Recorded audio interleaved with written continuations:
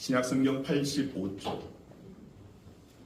마가복음 16장 9절에서 15절까지 우리 교독하겠습니다. 제가 먼저 9절 말씀 읽겠습니다. 예수께서 안식 후 첫날 이른 아침에 살아나신 후 전에 7 귀신을 쫓아내어 주신 막달라 마리아에게 먼저 보이시니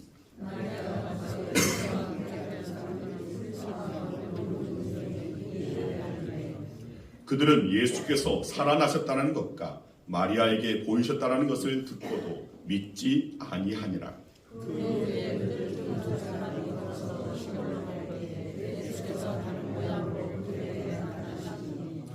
두 사람이 가서 남은 제자들에게 알리었으되 역시 믿지 아니하니라.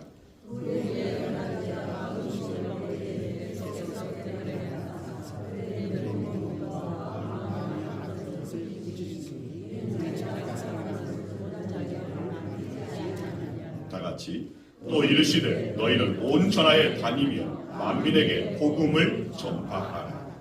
아멘. 기도하겠습니다. 아버지 감사합니다. 주님, 이 시간 주의 말씀을 대합니다. 사람의 말로 듣는 것이 아니라 하나님의 말씀 들려지는 주의 음성, 주의 마음, 주님의 뜻이 들려지는 시간 되게 하여 주시고 그 말씀 앞에 겸손하여져서 그 말씀에 순종하며 나아갈 수 있는 저희의 믿음, 저희의 신앙 되어지길 원합니다.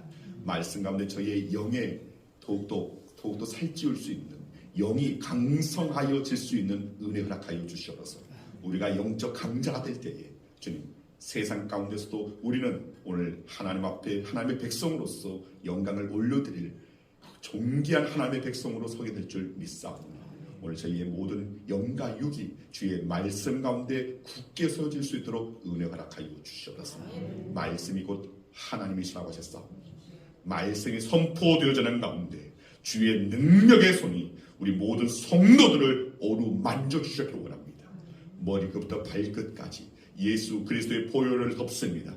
보혈의 그 은혜, 보혈의 그 능력이 나타날 수 있도록 역사하여 주시옵소서.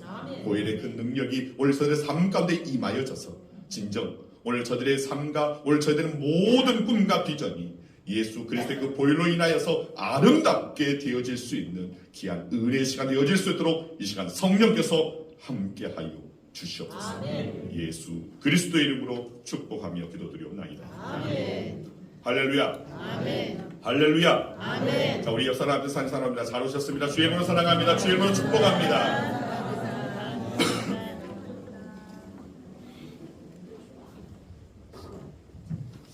어제 제가 이전에 함께 섬겼던 어느 목사님께서 뒤늦게 개척을 하셨습니다.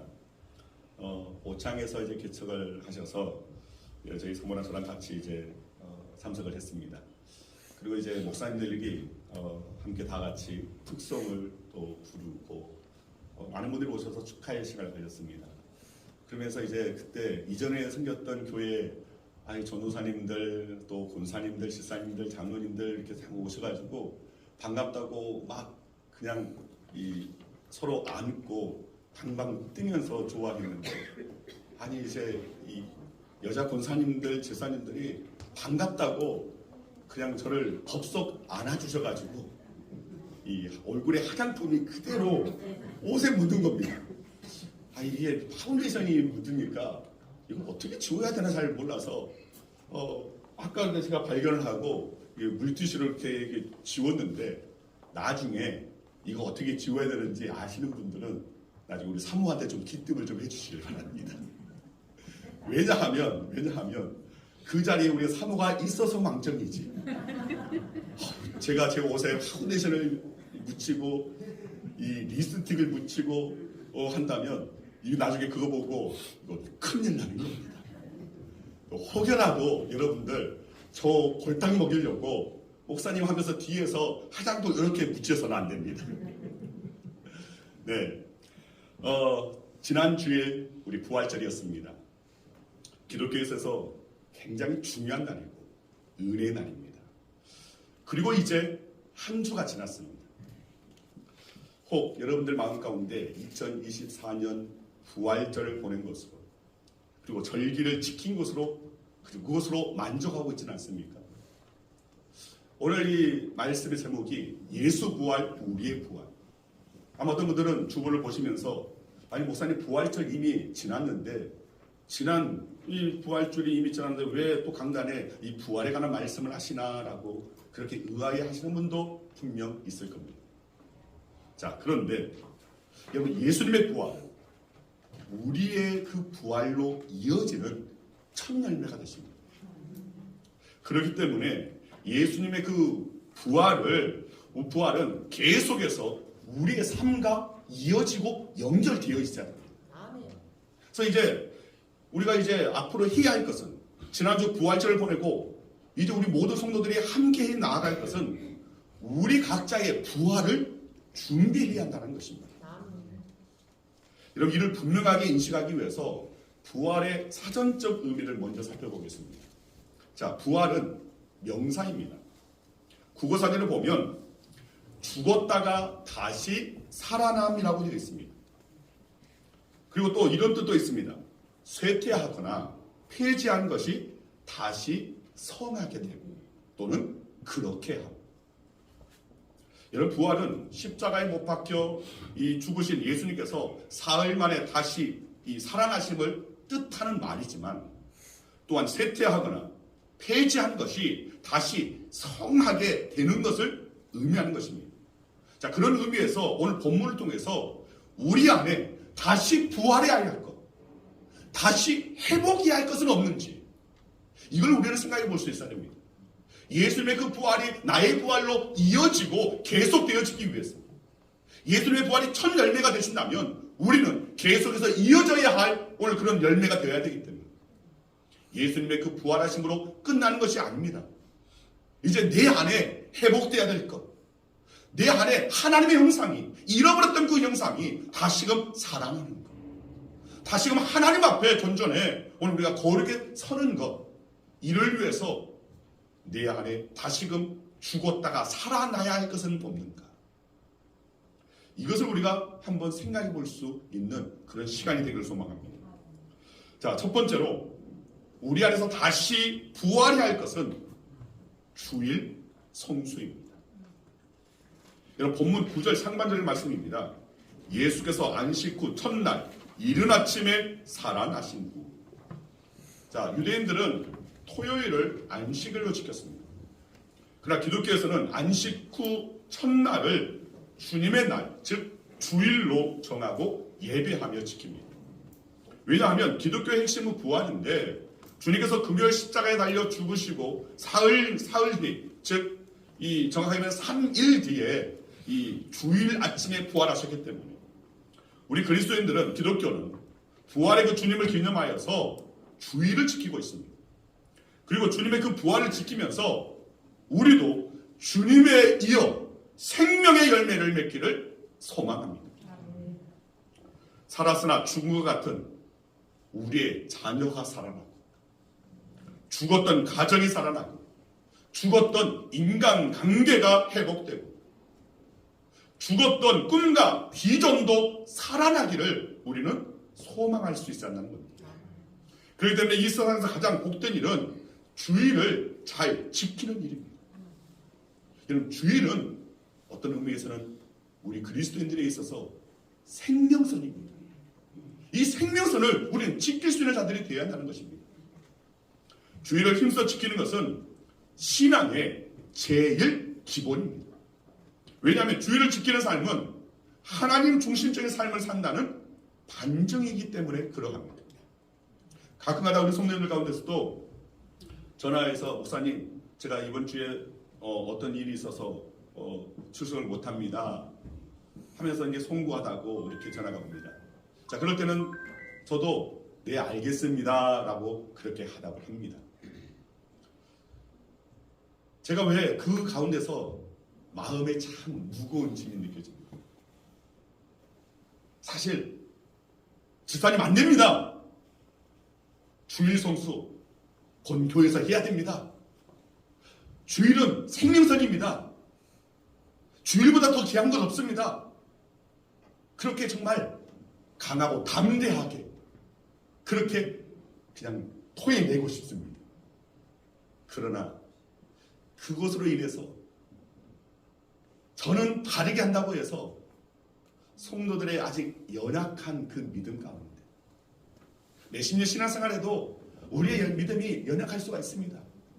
또 세상의 상황 가운데서 흔들리면서 자꾸 작아지기도 하고 오늘 그러면서 또 목사님이 그렇게 강하게 하면 네 알겠습니다 하면 좋을 텐데 목사님은 상황을 몰라서 그런다고 또 그러면서 또 이 서운한 마음을 또 가질 수가 있고 또 연약한 그 믿음 가운데서 이 희미한 그 믿음도 사라져 버릴까봐 네 알겠습니다 여기서 기도하겠습니다.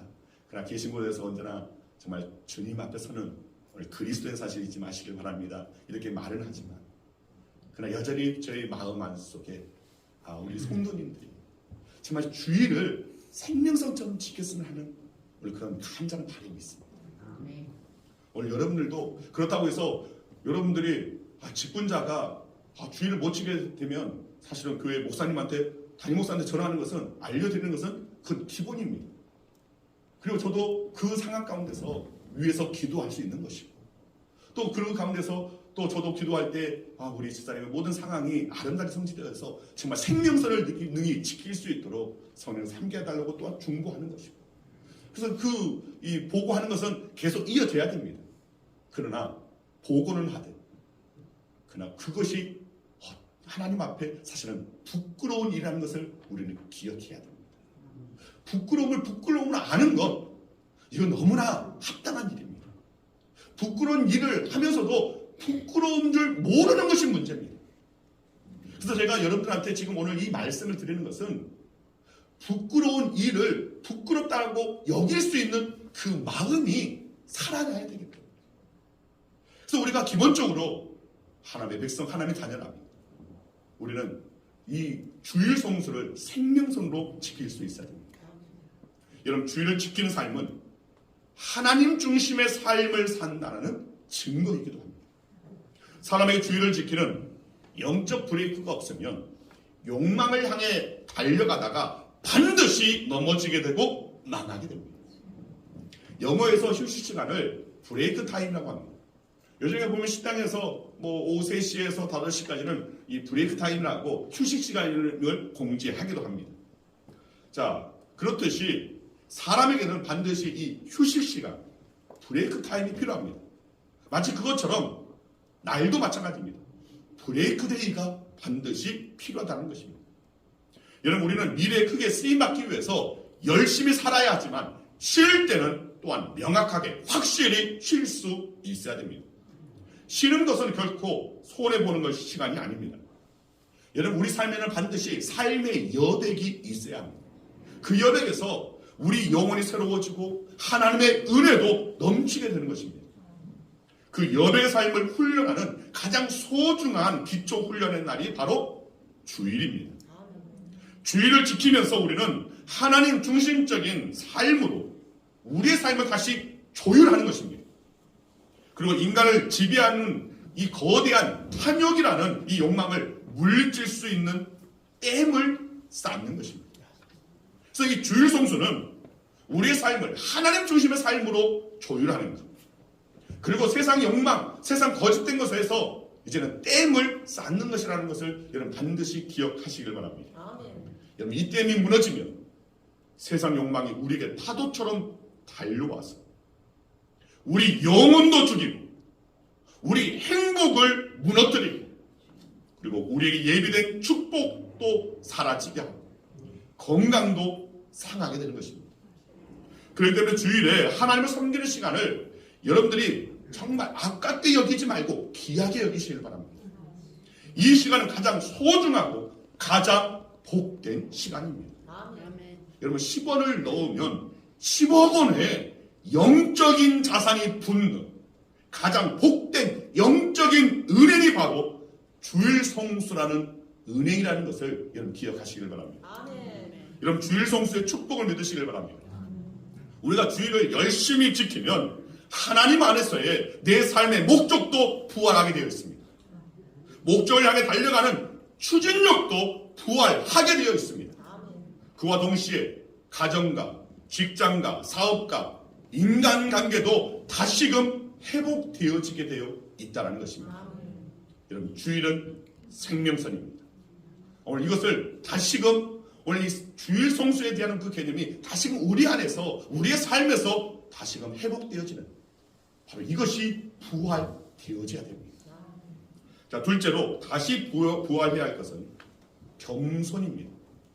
더 정확하게 말하면 겸손한 태도입니다. 자, 오늘 본문 9절 하반절을 보면 절에 7 귀신을 쫓아내어 주신 막달라 마리아에게 먼저 보이십니다. 자, 인류 역사상 부활하신 주님을 최초로 보았던 사람은 이전에 7 귀신 들렸던 막달라 마리아였습니다. 막달라라는 그 지역 출신의 마리아의 이름을 갖고 있는 여인입니다. 자, 주님을 사랑한다고 지금까지 쫓아다녔고 주님을 왕이라고 임금이라고 따르는 사람들은 주님께서 십자가에 달려 죽으시기 위해서 이제 잡히시는 그 가운데 많은 사람들이 도망가 버렸습니다. 이 장면을 보면서 하나님은 어떤 사람을 만나 주시는가를 깨달을 수 있어야 됩니다. 하나님은 강한 사람, 높은 사람, 똑똑한 사람을 만나 주시는 것이 아닙니다. 오히려 자기가 연약한 줄 알고 하나님을 찾는 사람을 하나님께서 만나 주시고 그런 자에게 은혜를 베푸신다는 것입니다. 아멘. 그래서 성경은 끊임없이 겸손함을 강조합니다. 자, 시편 17절 말씀 우리 같이 읽겠습니다. 여호와여, 주는 겸손한 자의 소원을 들으셨사오니 그들의 마음을 준비하시니 귀를 기울여 들으시고. 자, 이 말씀을 보면 하나님은 겸손한 자의 소원을 들으신다라고 되어 있습니다. 우리의 기도가 응답받는 기도가 되려면 기도를 아름답게, 거창하게, 또 박식하게, 오늘 그것이 중요한 것이 아닙니다. 또 그런 기도를 많이 하는 것보다 사실 더 중요한 것은 우리의 기도를 들으시는 주님 앞에 겸손하는 것입니다. 여러분, 겸손은 신앙의 꽃이라고 할 수가 있습니다. 사람은 은혜를 받을수록 자기의 부족함을 깨닫고 겸손하게 되어 있습니다. 그래서 사도 바울은 가장 위대한 복음 전도자였지만 그는 자기 자신을 이렇게 읽었습니다. 나는 죄인 중에 괴수였다. 이처럼 겸손은 은혜 받은 징표이고 또한 앞으로 은혜 받을 약속의 징표입니다. 따라서 하시길 바랍니다. 겸손은 은혜 받은 징표이고 앞으로 은혜 받을 징표다. 네, 맞습니다. 은혜 받은 징표이고 앞으로 받을 징표가 바로 겸손이라는 것입니다. 자, 이 겸손이 우리 안에서 다시금 샘솟을 수 있어야 됩니다. 회복될 수 있어야 됩니다. 부활될 수 있어야 됩니다. 자, 셋째로 다시 부활해야 할 것은 성령 충만입니다. 자, 오늘 본문 10절에서 11절 말씀 우리 다 함께 읽겠습니다. 마리아가 가서 예수와 함께 하던 사람들이 슬퍼하며 울고 있는 중에 이 일을 알리매 그들은 예수께서 살아나셨다는 것과 마리아에게 보이셨다는 것을 듣고도 믿지 아니하니라. 자, 부활하신 주님을 처음으로 만난 막달라 마리아가 부활 소식을 제자들에게 전했을 때 아무도 그 누구 하나 귀담아 듣지 않았습니다. 아니, 그 말을 믿지 않았습니다. 또 시골로 내려가던 제자들에게 주님이 나타나셨습니다. 누가복음에서는 이 두 제자를 엠마오 마을로 내려가는 제자라고 그렇게 표현하고 있습니다. 자, 이 두 사람이 엠마오로 가던 길을 이후에 주님이심을 깨닫고 그 걸음을 돌이켜서 예루살렘으로 돌아와서 그들은 제자들에게, 다른 모든 이들에게 예수님의 부활 소식을 전했습니다. 그러나 그 역시 믿지 않았습니다. 그러자 본문 14절에 부활하신 주님께서 11명의 제자들이 있는 곳에 직접 나타나셔서 저들의 믿음 없는 것, 그리고 저들의 마음이 완악한 것을 꾸짖으셨습니다. 자, 오늘 본문 14절 말씀 함께 읽겠습니다. 그 후에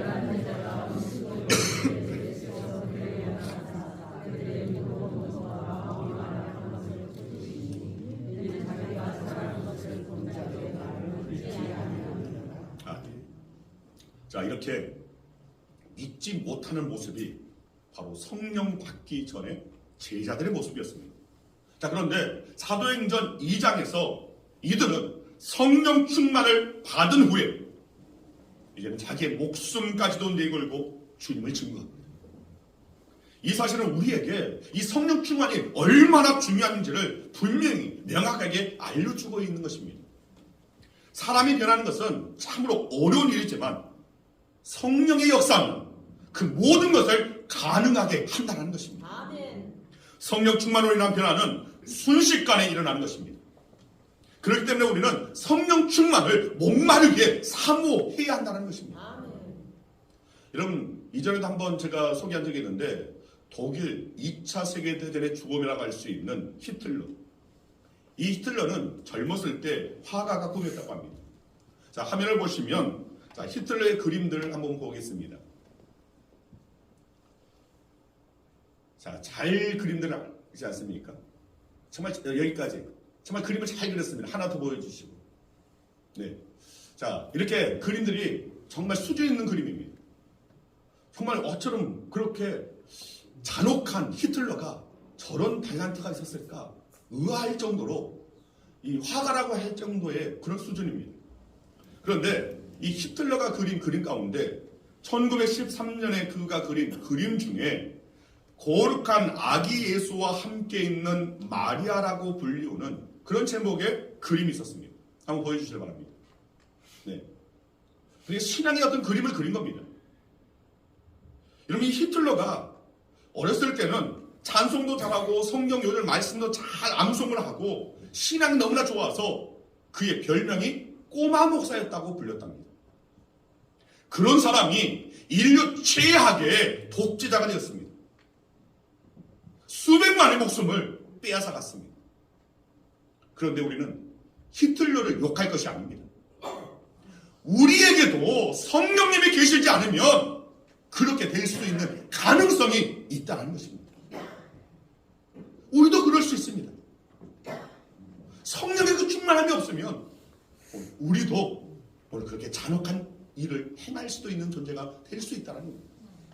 왜 간혹 세상 가운데서 기독교인이 목사가 어느 교회가 또 목사 아들이 자녀가 정말 아주 흉악한 그 범죄를 저지른 그런 것이 소개됩니까? 왜 그렇습니까? 처음에는 성령 충만한 가운데서 정말 집사가 되고 권사가 되고 장로가 되고 목사가 된다 할지라도 선교사가 된다 할지라도 어느 순간 성령 충만을 이제는 잃어버리게 되면 결국은 세상의 욕망에 사단 마귀의 그 미혹에 휩쓸려가고 거기에 붙잡혀갈 수밖에 없다는 겁니다. 이것이 바로 우리의 연약함입니다. 이를 위해서 우리는 끊임없이 성령 충만을 위해서 기도할 수 있어야 됩니다. 아멘. 주님, 나는 연약합니다. 나는 부족합니다. 하오나 성령께서 충만히 거하시며 오늘 내가 변화되어지고 하나님의 사람으로 이 땅 가운데서 그리스도로 존재하고 그리스도의 삶을 살아낼 수 있는 일을 싸우니 내게 성령을 충만케 하여 달라고 우리는 끊임없이 사모할 수 있는 자들이 되어야 한다는 것입니다. 아멘. 이를 위해서 우리는 내 안에 다시금 회복되어야 할 것, 바로 이것이 바로 성령 충만입니다. 네 번째로 다시 부활해야 할 것은 복음 전파의 사명입니다. 자, 오늘 본문 15절 말씀 함께 읽겠습니다. 또 이르시되 너희는 온 천하에 다니며 만민에게 복음을 전파하라. 자, 예수님께서 부활하셔서 제자들에게 하신 첫 번째 명령이 바로 복음 전파의 명령입니다. 이 말은 하나님이 가장 원하시는 것이기 때문입니다. 즉 하나님이 가장 원하시는 것이 바로 복음 전파라는 그런 말입니다. 그리고 너희는 온 천하에 다니면서 만민에게 복음을 전파하라. 이 말은 우리의 가족과 이웃도 전도해야 하지만 세계 선교에도 더욱 힘써야 한다는 그런 말입니다. 여러분, 세계 선교는 선교사들만이 하는 일이 아닙니다.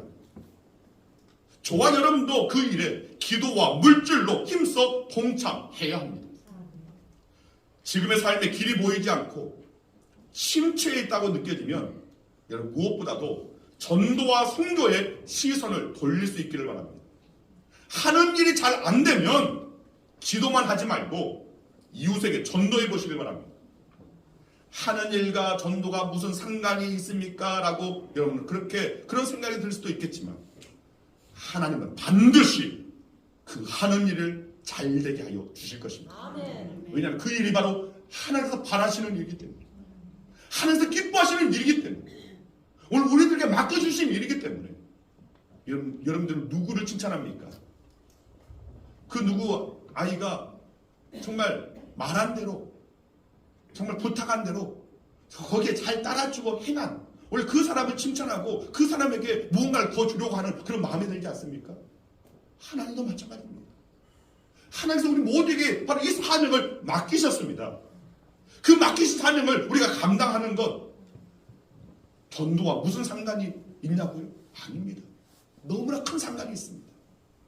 오늘 우리가 전도하고 선교할 때에 하나님은 우리가 하는 일까지도 잘 되어지는 은혜를, 상급을 허락하여 주실 것입니다. 아멘. 여러분의 가정이 어렵습니까?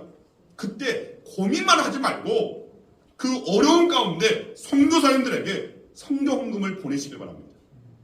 가정의 문제와 선교가 무슨 상관이 있습니까? 라고 하겠지만, 여러분, 주님의 최후의 명령에 순종하는 자에게 하나님께서는 가장 최상의 길을 열어 주실 것입니다. 아멘.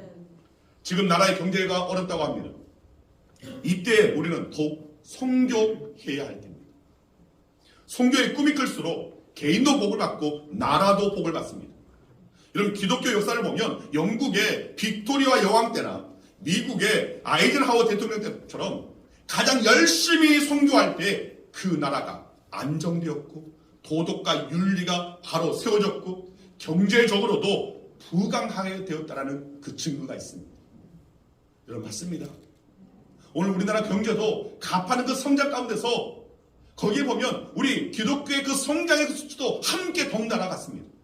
그런데 세상 사람들은 경제가 수준이 높아갈수록 오늘 이 교회도 그렇게 성장한 것이라고 보지만, 그러나 우리 그리스도인들은 우리의 믿음이 성장하는 가운데, 계속해서 교회가 또 성도들이 믿음이 성장하는 가운데 그것으로 인하여서 이 나라가 경제가 바로 섰다라는 것을 우리는 바로 알아야 됩니다. 아멘.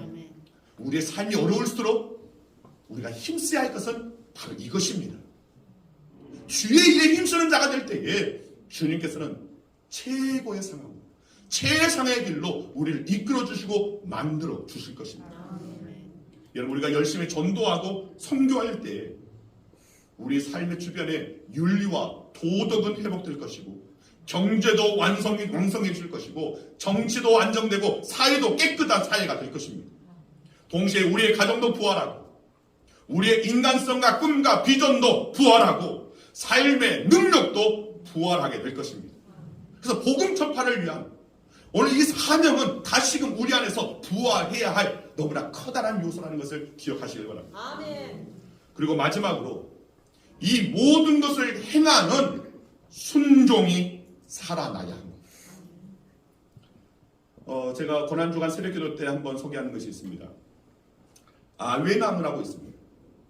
자, 이 아외나무는 인동과 가막살 나무 속에 속하는 나무라고 합니다. 뭐 정확한 의미는 잘 모르겠습니다.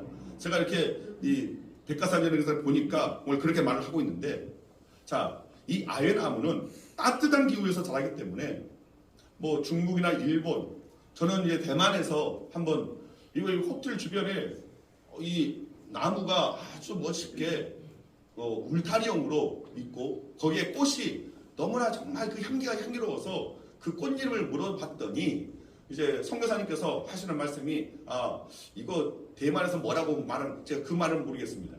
근데 한국말로 아외나무라고 합니다라는 그 말을 들었습니다. 자, 우리나라에서는 남쪽 해안가나 제주도에 많이 분포하고 자라고 있습니다. 그런데 자, 한번 사진 한번 더 보여주시면 여기에 꽃이 있습니다. 한번 좀 본 기억이 있을지 모르겠습니다. 자, 이 아외나무의 꽃말이 아주 특이합니다. 이 꽃말이 지옥에 간 목사랍니다. 지옥에 간 목사. 왜 이 꽃의 이름이 꽃말이 지옥에 간 목사일까? 그래서 아무리 이 사진을 찾아보고 또 꽃말 사전을 찾아보고 했는데 그 이유가 명확하게 적혀 있는 것을 보지 못했습니다. 그런데 이 나무의 쓰임새를 보면 불에 잘 타지 않는 그런 성질이 있습니다. 또 입에 윤기가 있어서 이 방화용수나 생울타리용으로 그렇게 많이들 사용한다는 것입니다. 그러니까 산불이 나서 이 불이 붙으면 이 나무의 그 수분이 소화기처럼 그렇게 거품을 만들어서 불을 꺼뜨리는, 산불을 차단하는 오늘 그런 속성이 있기 때문에 방아수 역할을 하는 나무라는 것입니다. 자, 이것으로 유추해 보건대 아마도 제 생각입니다. 지옥불에 목사가 가서 방아수 역할을 기대하는 마음으로 지었지 않았을까? 그래서 지옥에 간 목사 이렇게 꽃말을 한 것이 아닐까? 제 생각입니다. 그런데 제가 그렇게 생각을 말했더니 어느 목사님께서 아니라고, 본인 생각에는 자, 이 나무의 이름이 뭡니까? 왜 나무 아닙니까? 자, 여기에 어떤 일을 시켰는데 왜? 하나님 왜 제가 해야 됩니까? 아니 왜 하나님 제 일에 제 삶에 오늘 이런 좋지 않은 일들을, 아픔의 일을, 고통스러운 일을 내게 주십니까? 자꾸 하나님의 행하시는 그 모든 일에 왜 하다가 지옥에 떨어졌기 때문에, 그래서 왜 나무 아니냐고 곰곰이 들어보니까 또 그 말도 일리가 있습니다. 자, 여러분들 어떻게 생각할지는 모르겠지만 저와 여러분들은 왜가 아닙니다. 왜 나무가 되어서는 안 됩니다. 우리는 아멘 나무가 되어야 합니다. 아멘. 네, 여러분들은 주님 앞에 아멘 나무로 서시길 바랍니다. 아멘. 말씀을 정리합니다. 우리 안에 다시 부활해야 할 것들을 말씀드렸습니다. 첫째는 주일 성수입니다. 이거 너무나 귀한 것입니다. 생명선입니다. 둘째는 겸손입니다. 겸손. 셋째는 성령 충만입니다. 그리고 네 번째는 복음 전파에 대한 열심과 열정입니다. 주님께서 부활 승천하시면서 우리에게 주신 지상 명령이 땅끝까지 이르러 복음을 전파하라는 것입니다. 그리고 이 모든 것에 순종하는 저와 여러분이 되어야 할 줄 믿습니다. 아멘. 여러분, 성도가 품고 살아야 할 그리스도 예수의 마음은 순종하는 마음입니다. 때문에 내 고집을 버릴 줄 아는 사람, 내 생각을 내려놓을 줄 아는 사람, 내 개인적인 이익을 버릴 줄 아는 사람, 그리고 하나님의 말씀에 대하여 복종할 줄 아는 사람, 하나님의 말씀에 순종하고 말씀대로 살아가는데 또 성도들의, 우리 이웃들의 믿음을 더욱더 바로 세우는 일에 거기에 때로는 어려움이 있고 고통이 뒷담다 할지라도 여러분, 저와 여러분들은 다시금 언제나 하나님의 뜻이 이 땅 안에 이루어지고 하나님의 그 은혜가 오늘 우리의 삶에 임하여지고 또 주의 영광이 우리의 삶의 현장에, 우리 공동체에 나타나기 위해서는 다시금 우리 안에 부활해야 할 것이 무엇일까? 바로 내가 하나님의 자녀로서 그리스도로서 세상에 존재하고 삶을 살아내기 위해서, 내 삶의 현장에 살아계신 하나님을 증거하기 위해서 있었지만, 때로는 타올랐지만 어느 순간 사라져버리고 잃어버리고 사그라져버렸던, 다시금 살아나야 할 것, 다시금 회복해야 할 것, 다시금 부활해야 할 것이 무엇인가를 여러분 살펴볼 수 있어야 됩니다. 예수님의 부활절 지나갔다고 끝이 아닙니다. 예수님의 그 부활은 계속해서 나의 부활로 이어져야 됩니다. 저와 여러분의 그 부활로 이어져야 한다는 것입니다. 아멘. 우리는 주님의 그 은혜 안에서 다시금 내 안에 회복되어야 하고 이것을 끄집어 올릴 수 있어야 됩니다. 거기에 불을 붙일 수 있어야 됩니다. 활활 타오를 수 있도록 할 때에 여러분, 우리 양원교회에 부흥이 일어날 것입니다. 여러분의 삶에 부흥이 일어날 것입니다. 하나님의 살아 역사하는 역사가 여러분의 삶 가운데 경험이 되어질 것입니다. 아멘. 내 안에서 죽어버린 것들이 있다 보니까 하나님의 역사도 더 이상 일어나지 않습니다. 하나님의 역사가 일어나기 위해서 내 안에 살아나갈 것, 부활해야 할 것, 오늘 이 부활절에 끝난 이 즈음에, 한 주를 보내고 있는 이 즈음에 오늘 우리가 곰곰이 생각해야 할 것이 무엇인지, 여러분들이 앞으로 예수님의 그 부활이 끊어져 버린 것이 아니라 계속해서 나의 부활로 이어지는, 오늘 우리의 가정의 부활로 이어지고 내 자녀의 부활로 이어지고 우리 교회의 부활이 되어지고 이 나라의 민족의 부활로 이어지기 위해서 우리 끊임없이 내 안에서 죽어버린 것을 다시 살리는 오늘 이 역사가 우리 안에서 계속 되어지기를 간절히 주의 이름으로 축원드립니다. 기도하겠습니다. 아버지 감사합니다. 주님, 부활절 한 주 보내고 난 오늘 이 시점에서 오늘 우리들이 먼저 생각해야 할 것은 예수님의 그 부활로 끝나버리는 것이 아니라 예수님의 그 부활이 바로 나에게, 우리에게 이어져야 함을 깨닫게 하여 주시니 감사합니다. 이제는 우리의 삶의 부활이 이어지기를 원하고 우리의 가정의 부활이 이어지기를 원하고 우리 교회의 부활로 이어지기를 원합니다. 정말 주님의 그 부활이 온전히 온전히 주님께서 주시는 모든 열심과 열정, 그 가운데 정말 생명신 선을 지키는 주의 성수에 대한 그 열심과 열정이 부활되어지고 언제나 주님 앞에 겸손히 서는 것이 다시금 살아나고 성령 충만함으로 오늘 우리의 영이 살아나고 복음 전파의 열심과 열정, 그 사명을 감당하는 것이 다시금 살아나기를 원하고 그리고 모든 주의 말씀에 순종함이 살아나는, 그래서 우리의 영이 다시금 살아나고 오늘 우리의 정말 우리 양훈교회에 부흥의 불길이 다시금 타오를 수 있는 은혜 허락하여 주시옵소서. 감사드리오니 예수 그리스도의 이름으로 기도드리옵나이다.